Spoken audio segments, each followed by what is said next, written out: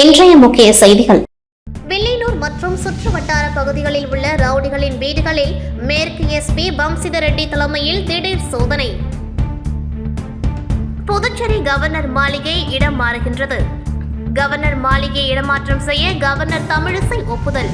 மத்திய அரசு தரக்கூடிய நிதி தொடர்பாக தமிழக நிதியமைச்சருக்கு ஏதேனும் சந்தேகம் இருந்தால் மத்திய நிதியமைச்சரை நேரடியாக சந்திக்கலாம். துணைநிலை ஆளுநர் தமிழிசை சவுந்தரராஜன் தெரிவித்துள்ளார். புதுச்சேரியில் தனியார் பிளாஸ்டிக் தயாரிக்கும் தொழிற்சாலையில் லஞ்சம் கேட்டதாக எழுந்த புகாரை தொடர்ந்து 3 பேர் கைது. சிபிஐ போலீசார் விசாரணை. இனி விரிவான செய்திகள். வில்லியனூர் மற்றும் சுற்றுவட்டார பகுதிகளில் உள்ள ரவுடிகளின் வீடுகளில் மேற்கு எஸ்பி வம்சிதர் ரெட்டி தலைமையில் போலீசார் திடீர் சோதனை மேற்கொண்டனர். வில்லியனூர் மற்றும் சுற்று வட்டார பகுதிகளில் உள்ள ரவுடிகளின் வீடுகளில் அடிக்கடி போலீசார் சோதனை செய்து வருகின்றனர். இந்நிலையில் நேற்றிரவு மேற்கு எஸ்பி வம்சிதர் ரெட்டி தலைமையில் inspector Arumugam, sub inspector Velu Kumar உள்ளிட்ட போலீசார் சாமியாத்தோப்பு பகுதியில் உள்ள ரவுடிகளின் வீடுகளில் அதிரடியாக சோதனை நடத்தினர். அப்பொழுது ரவுடிகள் வீடுகளில் உள்ளனரா, எங்கே உள்ளனர், ஏதேனும் கத்தி, வெடிகுண்டு உள்ளிட்ட ஆயுதங்கள் பதுக்கி வைக்கப்பட்டுள்ளதா என சோதனை செய்தனர். இதையடுத்து வில்லியனூர் மார்க்கெட் 4 மாட வீதிகளில் சாலையை ஆக்கிரமித்து போக்குவரத்துக்கு இடையூறாக வைக்கப்பட்டுள்ள கடைகள், விளம்பர பலைகள் ஆகியவற்றை அகற்றினர். மேலும் சாலையோர வியாபாரிகளிடம் போக்குவரத்துக்கு இடையூறாக சாலையை ஆக்கிரமித்து கடை வைத்தால் கடும் நடவடிக்கை எடுக்கப்படும் என போலீசார் எச்சரித்தனர். இச்சம்பவத்தால் அப்பகுதியில் பரபரப்பு ஏற்பட்டது.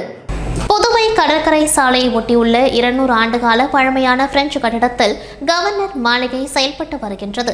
பழமையான பாரம்பரிய கட்டிடம் 2ஆம் நூற்றாண்டு மாளிகையை காலி செய்தால்தான் முழுமையாக சீரமைக்க முடியும் என அரசின் பொதுப்பணித்துறை தெரிவித்துள்ளது. புதுவை கடற்கரை சாலையை ஒட்டியுள்ள 200 ஆண்டுகால பழமையான பிரெஞ்சு கட்டிடத்தில் கவர்னர் மாளிகை செயல்பட்டு வருகின்றது. பழமையான பாரம்பரிய கட்டிடம் 2ஆம் நூற்றாண்டின் மாளிகையை காலி செய்தால்தான் முழுமையாக சீரமைக்க முடியும் என அரசின் பொதுப்பணித்துறை தெரிவித்தது. இதையடுத்து கவர்னர் மாளிகையை இடமாற்றம் செய்ய புதிய இடங்களாக கடற்கரை சாலையில் பழமை மாறாமல் புதிதாக கட்டப்பட மேரி ஹால், பழைய சாராய ஆலையில் கட்டப்பட்ட விடுதி கட்டிடம், நீதிபதிகள் விடுதி ஆகியவற்றை ஆய்வு செய்தனர். இது தொடர்பான கோப்பும் கவர்னர் தமிழிசை ஒப்புதலுக்கு அனுப்பப்பட்டது. இந்த நிலையில் கவர்னர் மாளிகையை இடமாற்றம் செய்ய கவர்னர் தமிழிசை ஒப்புதல் தெரிவித்துள்ளார். இருப்பினும் இந்த 3 இடங்களில் எந்த இடத்தில் மாற்றப்பட உள்ளது என்ற விவரம் வெளியிடப்படவில்லை. இருப்பினும் கவர்னர் ஒப்புதல் அளித்துள்ளதால் விரைவில் கவர்னர் மாளிகை இடம் மாறும் என தெரிகிறது. புதுச்சேரியில் தனியார் பிளாஸ்டிக் தயாரிக்கும் தொழிற்சாலையில் லஞ்சம் கேட்டதாக எழுந்த புகாரை தொடர்ந்து வணிக வரித்துறையை சேர்ந்த 2 அதிகாரிகள், பெண் ஆலோசகர் உட்பட 3 பேரை சிபிஐ கைது செய்து விசாரணை நடத்தி வருகின்றது. புதுச்சேரி இந்திரா காந்தி சதுக்கம் அருகே வணிக வரித்துறை அலுவலகம் செயல்பட்டு வருகின்றது. இங்கு பணிபுரியும் 2 அதிகாரிகள் பெண் ஆலோசகர் மூலம் வில்லியனூர் பகுதியில் உள்ள தனியார் பிளாஸ்டிக் தயாரிக்கும் தொழிற்சாலை நிர்வாகத்திடம் லஞ்சம் கேட்டதாக தெரிகின்றது. இது தொடர்பாக தனியார் தொழிற்சாலை நிர்வாகத்தினர் செல்போனில் பேசிய ஆடியோ ஆதாரத்துடன் சிபிஐயிடம் புகார் அளித்துள்ளனர். இந்த புகாரின் அடிப்படையில் நேற்றிரவு சென்னையிலிருந்து 3 கார்களில் வந்த சிபிஐ அதிகாரிகள் வணிக வரித்துறை அலுவலகத்தில் இரவு முதல் சோதனை நடத்தினர். இதில் 2 அதிகாரிகள் மற்றும் பெண் ஆலோசகர் உட்பட 3 பேரையும் சிபிஐ அதிகாரிகள் கைது செய்து தனி இடத்தில் வைத்து விசாரணை நடத்தி வருகின்றனர். மேலும் 3 சிபிஐ அதிகாரிகள் மற்றும் ஆவணங்கள் குறித்து தொடர்ச்சியாக ஆய்வு செய்து வருகின்றனர். மேலும் முதலமைச்சர் ரங்கசாமி பொறுப்பு வகிக்கும் வணிக வரித்துறையில் லஞ்ச புகார் தொடர்பாக சிபிஐ அதிகாரிகள் சோதனை நடத்தி வருவது பரபரப்பை ஏற்படுத்தியுள்ளது.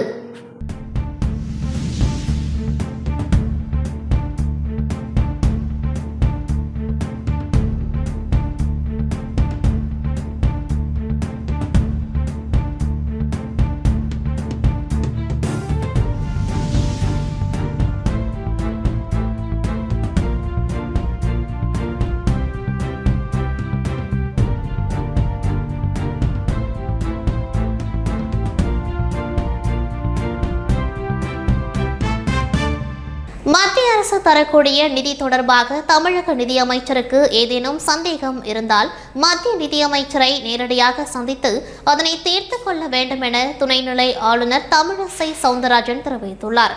புதுச்சேரி கருவடிக்குப்பம் பகுதியில் அமைந்துள்ள கோமாதா கோவிலில் அயோத்தி ராமர் கோவில் கும்பாபிஷேகத்திற்கு கொண்டு செல்லப்படும் கலச நீருக்கு நடைபெற்ற சிறப்பு பூஜையில் துணைநிலை ஆளுநர் தமிழிசை கலந்து கொண்டு பூஜை செய்தார். தொடர்ந்து அங்கு பராமரிக்கப்பட்டு வரும் பசு மாடுகளுக்கு உணவளித்தார். தொடர்ந்து செய்தியாளர்களிடம் பேசியவர், மாநிலங்களுக்கு கொடுக்க வேண்டிய நிதியில் மத்திய அரசு எந்த ஒரு பாரபட்சமும் பார்ப்பதில்லை என்றும், மத்திய அரசு தரக்கூடிய நிதி தொடர்பாக ஏதேனும் சந்தேகம் இருந்தால் தமிழக நிதியமைச்சர் மத்திய நிதியமைச்சரை நேரடியாக சந்தித்து அதனை தீர்த்து கொள்ள வேண்டும் என்றார். கோயில் நிர்வாகம் நிர்வகித்தது நடக்கப் போகிறது. மரியாதைக்குரிய பாரத பிரதமர் அவர்கள் மற்றும் ஆன்மீக பெரியவர்கள், அந்த கோயிலுக்காக பாடுபட்டவர்கள், பக்தர்கள் எல்லோரும் கலந்து கொள்ள போகிறார்கள். அது மிக பிரம்மாண்டமான ஒரு கனவு. நம் நாடு இந்த கனவிற்காகத்தான் பல ஆண்டுகள் காத்திருந்தது. அந்த கனவு, ராமர் பிறந்த இடத்தில் ராமருக்கான கோயில் கட்டப்பட வேண்டும் என்பது இந்த பாரத தேசத்தில் உள்ள ஒவ்வொருவரின் கனவு. அந்த கனவு நனவாகி கொண்டிருக்கிறது. இதை ஒரு மதம் சார்ந்த கனவாக நினைக்க கூடாது. பாரத தேசத்தில் உள்ள அனைவர் சார்ந்த மதச்சார்பின்மையாளரான கனவு என்று தான் நாம் எடுத்துக்கொள்ள வேண்டும். ஏனென்றால் அந்த அளவிற்கு ஒரு பிரம்மாண்டமான ராமர் ஆலயம் அங்கே எழுப்பப்படுகிறது. சித்தர் தினத்தை முன்னிட்டு புதுச்சேரியில் நடைபெற்ற சர்வதேச மாநாட்டை முதலமைச்சர் ரங்கசாமி துவக்கி வைத்தார். சித்தர் தினத்தை முன்னிட்டு ஆரோ பாரதி, ஸ்ரீ அரவிந்தர் சொசைட்டி மற்றும் புதுச்சேரி அரசின் சுற்றுலாத்துறை, கலை மற்றும் பண்பாட்டுத் துறையுடன் இணைந்து சித்தர்களின் வழிபாட்டு மரபுகள், குறியீட்டு மரபு மற்றும் ஆன்மீக முக்கியத்துவம் என்ற தலைப்பின் கீழ் டிசம்பர் 29, 30 சர்வதேச மாநாட்டை ஏற்பாடு செய்தது. ஸ்ரீ அரவிந்தோ சொசைட்டியின் தலைவர் ஸ்ரீ பிரதீப் நரன் ஸ்ரீ அரவிந்தரின் கருத்துக்களை எடுத்துரைத்து, சித்த மரபு என்பது உலகுக்கு அருவமான ஒன்றை வழங்கிய பாரம்பரியம் என்று கூறினார். பாரம்பரிய அறிவு முறையின் முக்கியத்துவம் மற்றும் சமகால உலகத்திற்கான அதன் பயன்பாடு குறித்து ஸ்ரீநரன் பேசினார். இந்நிகழ்ச்சியில் ஸ்ரீ அரவிந்தோ சொசைட்டியின் உறுப்பினர் செயலாளர் டாக்டர் கிஷோர் குமார் திரிபாதி பேசுகையில், பாரம்பரிய சித்த கலாச்சாரத்தின் ஆன்மீக பழக்கங்கள் நல்வாழ்வை உள்ளடக்கியது என்பதை பற்றி பேசினார்.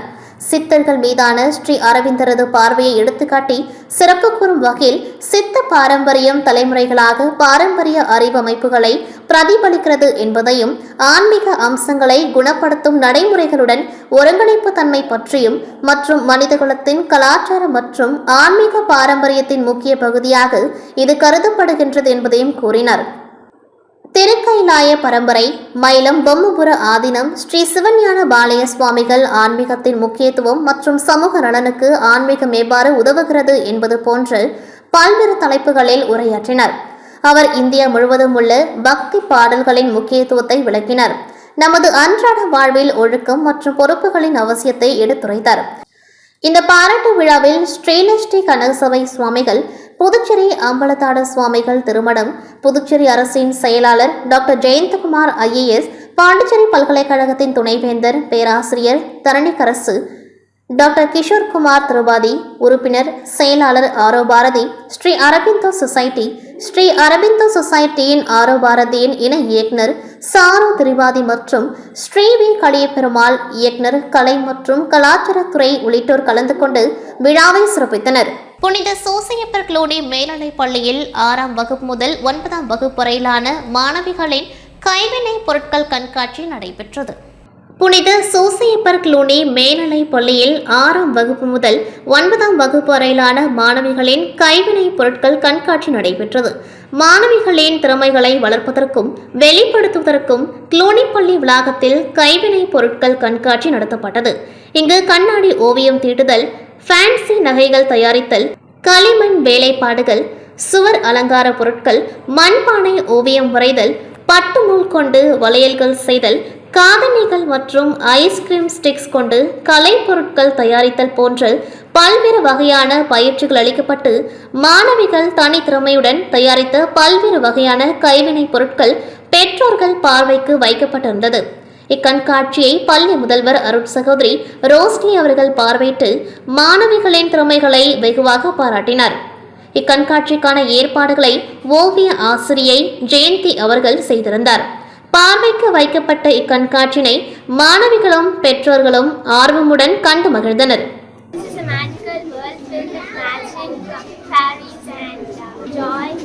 It is an imaginary world made by us. We are starting this new year by arranging the glass paintings of joy, happiness, and colors. Good morning. I am so thrilled to stand before you all to talk about the art exhibition in our St. Joseph of Cluny Higher Secondary School today in Puducherry. We, the students of various grades, have participated in this art exhibition to show our talents and experience in art. Starting off with the 6th grade students, they have made beautiful houses and wall hangings using ice cream sticks, showing that their architectural skills. And the 7th grade students have welcomed us using a vibrant, colorful glass paintings, which is displayed very beautifully to show that they are interested in artworks. And the 8th grade students have made beautiful clay pots and designed themselves with clays, showing that they should not leave our culture. And last, the 9th grade students have made beautiful jewelries about quilling and silk thread and placed it beautifully. All the classes have displayed their projects beautifully in a very creative manner. I thank sisters and teachers for giving us this exciting opportunity. Thank you. எல்லாருக்கும் நமஸ்காரம். இந்த பெயர் என் ஓவியா. களரிப்பாயது பாலம்பாங்கலில் இருந்து உபல்விச்ச ஒரு ஆயோதன கலையான களரிப்பாயது. இது அடிமை என்றும் அறியப்படுகிறது. இது കേരളത്തിലും പഠിക്കപ്പെടുന്നത്. എന്നിരുന്നാലും തമിഴർ വളരെ കാലമായി പഠിച്ച് വികാസിപ്പിച്ചെടുത്ത തമിഴ് ആയോധന കലയിൽ ഒന്നാണത്. കലയെക്കുറിച്ചുള്ള തമിഴ് പഴയ ഗ്രന്ഥങ്ങളിൽ തമിഴ് താനേനത് ഇതിന് തെളിവാണ്. നന്ദി. Native traditions of classical performing arts include Kodiyattam, a form of Sanskrit drama theatre and the UNESCO Design Human Heritage. Kathakali from Kattaramba story and Kali performance is a 500-year-old form of dance drama that interprets ancient epics. A popularized offshoot of Kathakali is Kerala Nattakam, developed in the 20th century by dancer Guru. Thanks. എല്ലാവർക്കും എൻ്റെ നമസ്കാരം. എൻ്റെ പേര് ദിയ. ഇന്ന് ഞാൻ നിങ്ങളോട് പുട്ടിനെ കുറിച്ചും അതിൻ്റെ പോഷകങ്ങളെ കുറിച്ചും ചില കാര്യങ്ങൾ സംസാരിക്കാൻ പോകുകയാണ്. പുട്ടിന്റെ ഗുണങ്ങൾ. പുട്ടിൽ എല്ലിനും പല്ലിനും ആവശ്യമായ പോഷകങ്ങൾ ധാരാളം അടങ്ങിയിട്ടുണ്ട്. അതുകൊണ്ട് തന്നെ പ്രായമായവർക്കും കുട്ടികൾക്കും പുട്ട് വളരെ നല്ലതാണ്. പുട്ടിൽ ധാരാളം നാരും അടങ്ങിയിട്ടുണ്ട്. അത് നമ്മുടെ സ്ഥാന വ്യവസ്ഥക്ക് വളരെ നല്ലതാണ്. എല്ലാവർക്കും എൻ്റെ നമസ്കാരം. എൻ്റെ പേര് ജെസി. ഇന്ന് ഞാൻ ഇവിടെ പറയാൻ പോകുന്നത് ചെമ്മീൻ്റെ 5 ആരോഗ്യ ഗുണങ്ങളെ കുറിച്ചാണ്. ഇത് ശരീരഭാരം കുറയ്ക്കാനായിട്ട് സഹായിക്കുന്നു. ചെമ്മീൻ വിറ്റമിനുകളുടെയും ധാതുക്കളുടെയും അതായത് മിനറലുകളുടെയും സമ്പന്നമായ ഉറവിട സ്രോതസ്സാണ്. ചെമ്മീൻ പേശികളെയും അസ്ഥികളുടെയും ബലം വർദ്ധിപ്പിക്കാനായി സഹായിക്കുന്നു. ഇത് ഹൃദയത്തിന്റെ ആരോഗ്യം വർദ്ധിപ്പിക്കാനായി സഹായിക്കുന്നു. I'm going to talk about prawn. Five health benefits of prawn. Number one. First, it helps with weight loss. Second, it builds strong muscles and bones. Third, a rich source of proteins and vitamins. Fourth, promotes heart health. And it potentially prevents cancer.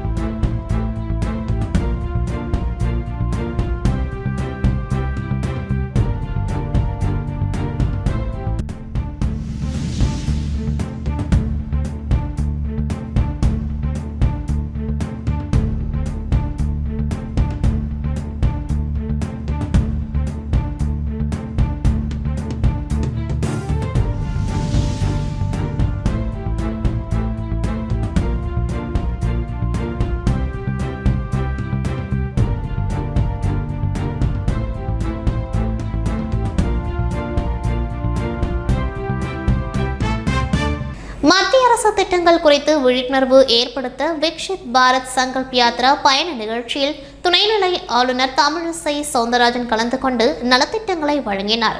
மத்திய அரசு திட்டங்கள் குறித்து விழிப்புணர்வு ஏற்படுத்த விக்ஷித் பாரத் சங்கல்ப் யாத்ரா பயண நிகழ்ச்சி முதலியார்பேட்டை காவல் நிலையம் எதிரில் நடைபெற்றது. இதில் துணைநிலை ஆளுநர் டாக்டர் தமிழிசை சவுந்தரராஜன் நிகழ்ச்சியில் கலந்து கொண்டு பாரத பிரதமர் திட்ட பயனாளர்களுக்கு நலத்திட்டங்களை வழங்கினார். பின்னர் விக்ஷித் பாரத் சங்கல்ப் யாத்ரா வாகனத்தை பார்வையிட்டு 2024ஆம் ஆண்டு வருட நாட்காட்டியை அறிமுகப்படுத்தினார். நிகழ்ச்சியில் புதுச்சேரி நகராட்சி ஆணையர் சிவகுமார் மற்றும் உள்ளாட்சித்துறை, வருவாய்த்துறை, சுகாதாரத்துறை, ஆதிதிராவிடர் நலத்துறை அதிகாரிகள் கலந்து கொண்டார்கள். நிகழ்ச்சியில் பேசிய துணைநிலை ஆளுநர், இளைஞர்கள் எந்த முயற்சி எடுத்தாலும் அது வெற்றிகரமாக இருக்கும். அதற்கு என் வாழ்த்துக்கள். நம் நாடு இப்பொழுது வளர்ச்சியடைந்து கொண்டிருக்கிறது. நான் முன்பு வெளிநாட்டில் படித்த பொழுது இந்தியா பெரிதாக வளர்ச்சியடையாத நாடு என்று பேச கேட்டிருக்கின்றேன். ஆனால் பாரத பிரதமர் நரேந்திர மோடி அவர்களால் முடிந்த அளவு வளர்ச்சியை எட்டியிருக்கிறது. கரீப் கல்யாண் யோஜனா என்ற திட்டத்தின் மூலமாக அனைவருக்கும் 5 கிலோ அரிசி வழங்கப்பட்டது. பாரத பிரதமர் சிறு வயதில் அவரின் அம்மா புகையெடுப்பில் ஊதி சமைத்துக் கொண்டிருக்கும் பொழுது மிகவும் சிரமத்துக்கு உள்ளானதை பார்த்தார். இதைப்போல மற்ற தாய்மார்களும் சிரமத்தை ஏன் அனுபவிக்க வேண்டும் என்று நினைத்தார். மேலும் புகையெடுப்பின் மூலம் சமைக்கும் பொழுது நுரையீரல் சம்பந்தப்பட்ட நோய்கள் வருவதற்கு வாய்ப்புகள் இருந்தது. எனவே உஜ்வாலா திட்டத்தை அறிமுகப்படுத்தி மக்களுக்கு கேஸ் இணைப்புகள் கொடுக்கப்பட்டது. அதன் மூலம் இதுவரையில் 10 கோடி மக்கள் பெண்களுக்கு கேஸ் வழங்கப்பட்டிருக்கிறது என்று அவர் பேசினார். பிரெஞ்சு கப்பலில் பணியாற்றி ஓய்வு பெற்ற அலன் காம்பாலின் தனிநபர் ஓவிய கண்காட்சி அலையன்ஸ் பிரான்சிஸ் அரங்கத்தில் நடைபெற்றது. புதுச்சேரி அடுத்த ஆரோவில்லில் வசிப்பவர் அலன் காம்பல். 76 வயது கொண்ட அலன் பிரெஞ்சு கப்பலில் பணியாற்றி ஓய்வு பெற்றவர். தனது 70 வயதில் ஓவியத்தின் மீது ஈர்ப்பு வந்து கடந்த 6 ஆண்டுகளாக 100க்கும் மேற்பட்ட ஓவியங்களை வரைந்துள்ளார். இவரது ஓவியங்களை கண்டு ஆச்சரியப்பட்ட நண்பர்களின் ஆலோசனைப்படி அலையன் பிரான்சிஸ் கேலரியில் தனிநபர் ஓவிய கண்காட்சி வைத்துள்ளார். இதில் 25 ஓவியங்களை மட்டும் காட்சிப்படுத்தியுள்ளார். இந்த நிகழ்ச்சியில் சிறப்பு விருந்தினர்களாக நீதியரசர் தாவீது அனுசாமி, 100 வயதை கடந்த காமாட்சி அம்மாள் ஆகியோர் கலந்து கொண்டு வாழ்த்து தெரிவித்தனர். இந்த நிகழ்ச்சியில் ஆரோவில் மற்றும் புதுச்சேரியை சேர்ந்த 100க்கும் மேற்பட்டோர் கலந்து கொண்டு சிறப்பித்தனர். மேலும் ஓவியங்களை பார்த்து புரிந்து கொண்டு அதன் பெயர்களை கண்டுபிடித்து சொல்வதும், கருத்து தெரிவிக்கும் பார்வையாளர்களுக்கு சிறப்பு பரிசும் வழங்கப்படுவது குறிப்பிடத்தக்கது.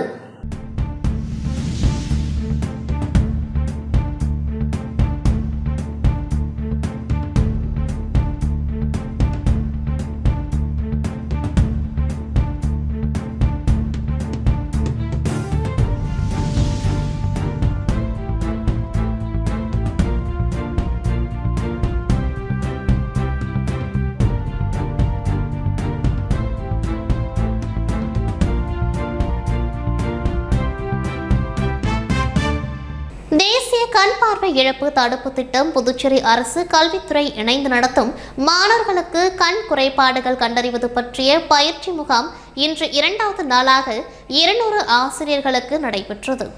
புதுச்சேரி அரசு நலவழித்துறை மற்றும் குடும்ப நலத்தின் தேசிய கண் பார்வை இழப்பு தடுப்பு திட்டம் புதுச்சேரி அரசு கல்வித்துறை இணைந்து நடத்தும் மாணவர்களுக்கு கண் குறைபாடுகள் கண்டறிவது பற்றிய பயிற்சி முகாம் இன்று 2வது நாளாக லாஸ்பேட்டையில் உள்ள ஆசிரியர் பயிற்சி கல்லூரியில் 200 ஆசிரியர்களுக்கு 2 நாட்கள் நடைபெற்றது. இந்த முகாமை தேசிய கண் பார்வை இழப்பு தடுப்பு திட்ட அதிகாரியும் புதுச்சேரி அரசு பொது மருத்துவமனை கண் பிரிவின் தலைமை மருத்துவரான டாக்டர் தணிகாச்சலம் கண் சிறப்பு அறுவை சிகிச்சை நிபுணர் தொடங்கி வைத்து சிறப்புரையாற்றி கண் தானம் மற்றும் கண்களின் குறைபாடுகள் பற்றி ஆசிரியர் பெருமக்களுக்கு எடுத்து கூறினார். அதனைத் தொடர்ந்து பயிற்சி முகாமினை டாக்டர் கவிதா அஸ்வின், டாக்டர் விஷாலி இணைந்து புதுச்சேரியில் உள்ள அனைத்து அரசு மற்றும் தனியார் பள்ளிகளில் உள்ள மாணவர்களுக்கு எவ்வாறு கண்களை பாதுகாப்பது, கண்களின் குறைபாடுகளை கண்டறிந்து அவர்களுக்கு தேசிய கண் பார்வை இழப்பு தடுப்பு திட்டத்தின் மூலம் இலவசமாக கண் கண்ணாடிகள் வழங்கப்படுகின்றன என்பதையும் தெரிவித்து இந்த பயிற்சி முகாமினை சிறப்பாக நடத்தினர். புதுச்சேரியில் 104 முறை இரத்த தானம் வழங்கிய பாஜக மாநில செயலாளர் வெற்றி செல்வத்திற்கு ஜிப்மர் மருத்துவமனை பாராட்டு தெரிவித்துள்ளது. புதுச்சேரி ஜிப்மர் மருத்துவமனை இரத்த வங்கி மற்றும் புதுச்சேரி எய்ட்ஸ் பாதுகாப்பு இயக்கம் சார்பில் இரத்த தான தன்னார்வலர்களை பாராட்டும் விழா நடைபெற்றது. ஜிப்மர் மருத்துவமனையின் இயக்குநர் டாக்டர் கௌதம் ராய் முதன்மை விருந்தினராக பங்கேற்று புதுச்சேரி மாநிலத்தில் 104 முறை இரத்த தானம் வழங்கி கொரோனா போன்ற அவசர காலகட்டங்களில் வெற்றி மக்கள் இயக்கம் சார்பில் பல இரத்த தான முகாம்களை நடத்தியும் பாரதிய ஜனதா கட்சி மாநில தலைவர் செல்வகணபதி எம்பி அவர்கள் தலைமையில் நடந்த முகாமில் பங்கெடுத்து தொடர்ந்து மக்களை காப்பாற்றும் உயர்துளியான இரத்தத்தை தானம் செய்து வரும் சமூக சேவகர் பாஜக மாநில செயலாளர் டாக்டர் வெற்றி செல்வத்திற்கு பாராட்டு சான்றிதழும் கேடையும் வழங்கி பொன்னாடை போற்றி கௌரவப்படுத்தி பாராட்டினர். முன்னதாக பாஜக மாநில செயலாளர் வெற்றி செல்வம் குத்துவிளக்கேற்றி நிகழ்ச்சியை துவக்கி வைத்தார். இந்நிகழ்ச்சிகளை மருத்துவ கண்காணிப்பாளர் டாக்டர் துரைராஜன், எய்ட்ஸ் கட்டுப்பாட்டு குழுமம் அதிகாரி டாக்டர் சித்ரா தேவி, ஜிப்மர் உதவி மருத்துவர் கண்காணிப்பாளர் டாக்டர் பெட்சி மாதியை, டாக்டர் அபிஷேக் கவுடா, ஜிப்மர் ரத்த வங்கி மருத்துவர் டாக்டர் வடிவேலு உள்ளிட்ட மருத்துவர்களும் கலந்து கொண்டார்கள். கலந்து கொண்ட அதிகாரிகள் மற்றும் இரத்த தான தன்னார்வலர்கள் ஆகியோர் வெற்றி செல்வத்தை பாராட்டினர். நேபாளத்தில் நடைபெற்ற டென்னிஸ் பால் கிரிக்கெட் போட்டியில் தங்கப்பதக்கம் வென்ற புதுச்சேரி வீரர்களுக்கு பட்டாசு வெடித்து மேலதாளம் முழங்க சிறப்பான வரவேற்பு அளிக்கப்பட்டது.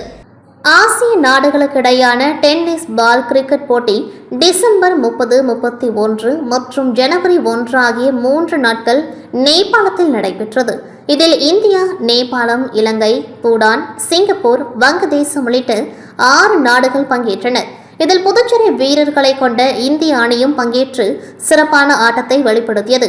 தொடரின் இறுதிப் போட்டியில் நேபாளத்தை வீழ்த்திய இந்திய அணி தங்கப்பதக்கத்தை கைப்பற்றியது. இந்நிலையில் தங்கப்பதக்கம் வென்று புதுச்சேரி திரும்பிய வீரர் வீராங்கனைகளுக்கு புதுச்சேரி ரயில் நிலையத்தில் பட்டாசு வெடித்து மேலத்தாளம் முழங்கி மலர் தூவி சிறப்பான வரவேற்பு அளிக்கப்பட்டது.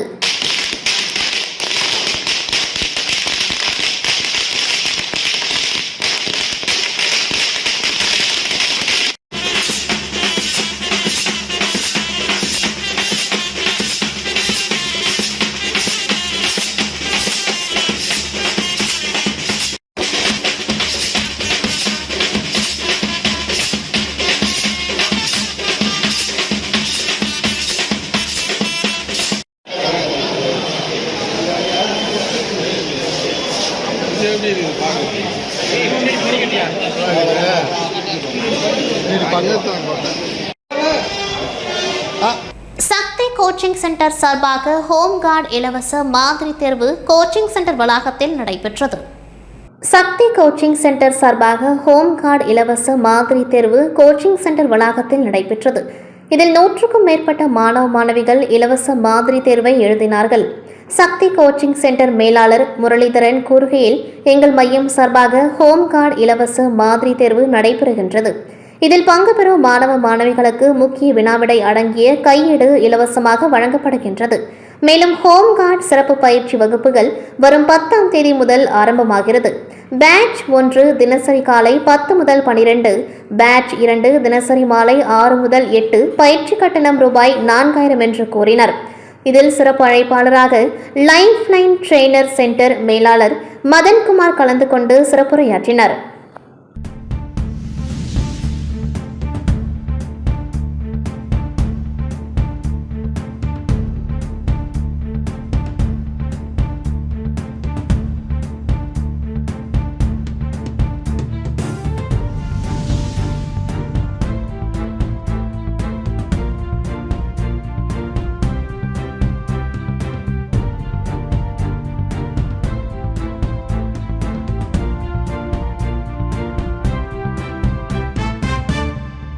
ரோட் செண்பகா ஹோட்டலில் வாசவி கிளப்ஸ் இன்டர்நேஷனலின் புதிய நிர்வாகிகளின் பதவியேற்பு விழா நடைபெற்றது. வாசவி கிளப்ஸ் இன்டர்நேஷனலில் புதிய நிர்வாகிகளின் பதவியேற்பு விழா நடைபெற்றது. இதில் புதிய நிர்வாகிகளாக செயலாளர்கள் ராதாகிருஷ்ணன், யோகலட்சுமி, ராமகிருஷ்ணன், தலைவர்கள் ராமலிங்கம், ரூபினி மோகன், ராஜேஷ், பொருளாளர்கள் ஹனிமன், சித்ரா ரமேஷ், பிரவீன் ஆகியோர் பதவியேற்றுக் கொண்டார்கள். இதில் டிஸ்ட்ரிக்ட் கவர்னர் ஆதிசேஷன் புதிய நிர்வாகிகள் பதவி பிரமாணம் செய்து வைத்து வாழ்த்துரை வழங்கினார்.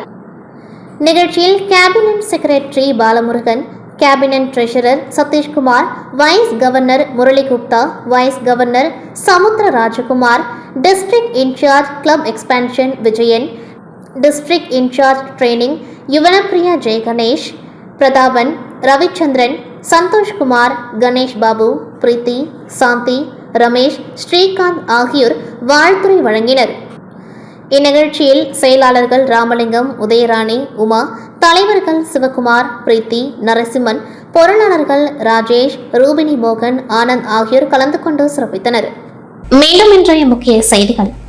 வில்லியனூர் மற்றும் சுற்று வட்டார பகுதிகளில் உள்ள ரவுடிகளின் வீடுகளில் மேற்கு எஸ்பி வம்சிதர் ரெட்டி தலைமையில் திடீர் சோதனை. புதுச்சேரி கவர்னர் மாளிகை இடம் மாறுகின்றது. கவர்னர் மாளிகை இடமாற்றம் செய்ய கவர்னர் தமிழிசை ஒப்புதல்.